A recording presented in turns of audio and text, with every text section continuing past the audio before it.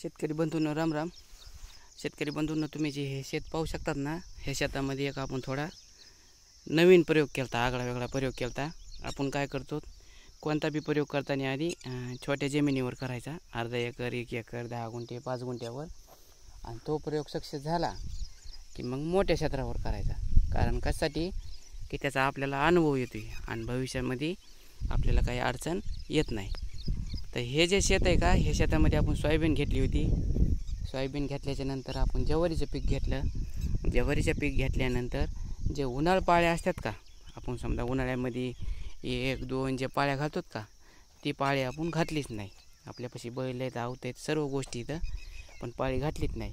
कारण कशामुळं माहिती का, आता दिवसेंदिवस समजा मजुराची टंचाई वाढती, मजुरी आणि वाढणारा खर्चा, ह्याला कुठंतरी एक आळा बसावा आणि कालांतराने आपलं समजा मेहनत वाचावा, खर्च वाचावा आणि आपले वेळ वाचावा, अशा हिशोबाने हे काम केलं. आता आपण बी स्वतः काम करतो बरं का, त्यात काही दुमत नाही. पण आता दिवसेंदिवस समजा आता हे ऊसाचं क्षेत्र, हे क्षेत्र तुम्ही पाहू शकतात. असा ऊस आहे आपल्याकडे 4 एकर. मग ह्या ऊसामध्ये काय होतं आहे, 12 महिने मोटर चालूच राहते, इकडून तिकडं तिकडून इकडं. 4 दिवस शेतीत काम केलं की 4 दिवस तालुक्याच्या ठिकाणी. आता उन्हाळा दिवस असल्यामुळं लग्न कारवे कार्यक्रम इकडे तिकडे जावंच लागतं आहे. आणि गेल्या आल्याशिवाय तरी आपल्याला काय माहीत होईल आणि आपल्याला कोण विचारणार. आता सांगायचा मुद्दा असा तुम्हाला सांगतो मी, कालच्या रात्री पाऊस झाला. ह्या शेतामध्ये आपण पाळी घातली नव्हती, कालच्या रात्री पाऊस झाला.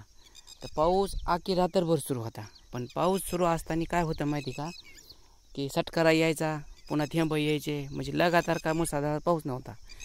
पण पाऊस असा होता की हे ऊसाचं शेत आहे का, या ऊसाच्या शेतातून पूर्ण पाणी बाहेर निघले वावराच्या, म्हणजे ऊसाचं रान वावलं आहे.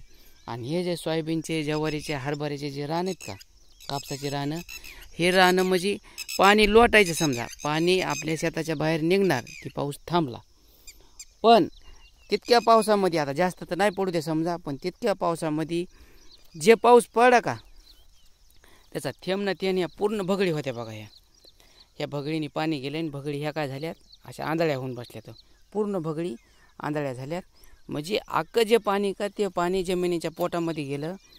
जमिनीच्या पोटामध्ये जाऊन ह्याच्यामध्ये काय झालं माहिती का, वल तयार झाली. पाणी शोषून घेतलं जमिनीने.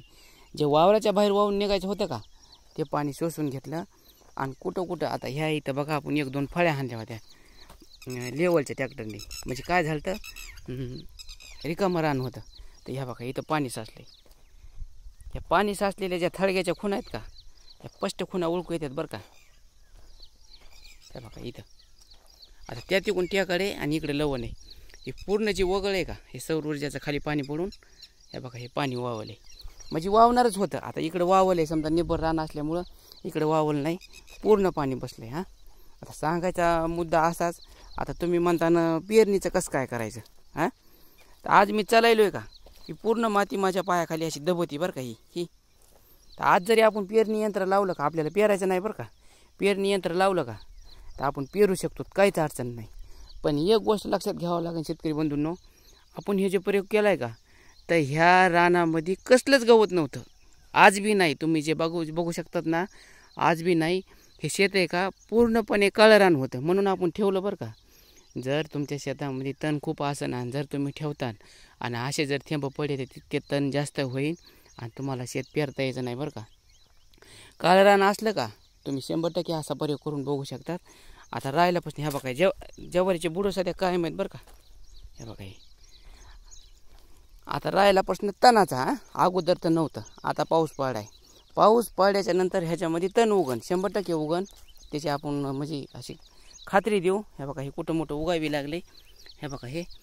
मग आता इथून पुढं बरं का, पाऊस उघाड्याच्या नंतर अजून काय पेरणीचा टाईम नाही झालेला, पेरणीला वेळ आहे. हे गवत उगायले. मग इथून पुढं आपण काय करू शकतो, ती पाळी घालू शकतो. काय होणार आहे, जे तण उगणार आहे का, त्याचा एक उल्पा आपण मारू शकतो आणि रान तणमुक्त करून परत पेरू शकतो. पण अगोदरची जी पाळी होती का, धडकाड धडधड, त्या पाळीने बैलाची बी बेजारी आणि उगाचच हे जमीन आहे का, ह्या जमिनीला डिस्टर्ब करण्यात काय उपयोग नाही बरं का. याच्यामध्ये जे जीवाणूचे जी जीवन साखळी का, त्यांना डिस्टर्ब होतं आहे. कोणी मृत्युमुखी पळतं आहे, कोणी पळून जातं आहे, कोणी काय होतं आहे भूकंप झाल्यावानी. त्याच्यामुळं आपण हे केलंच नव्हतं. तर हे प्रयोग कालच 1-2 दिवसापूर्वी माझ्या लक्षात आला होता, तेच मी तुमच्यापर्यंत मांडण्याचा प्रयत्न केला आहे बरं का. तर कसं काय वाटलं समजा हे तुम्हाला प्रयोग कसं काय वाटला हे कमेंट जरूर करून सांगा जा, जेणेकरून माझा बी उत्साह डबल होणार आहे आणि जे करतो ते योग्य आहे का नाही योग्य ते बी तुम्ही सांगण्याचा प्रयत्न करा. तर शेतकरी बंधूंनो थांबतो आता. राम राम. लवकर आपण असे काही ना काही माहिती घेऊन भेटत राहू. तोपर्यंत धन्यवाद.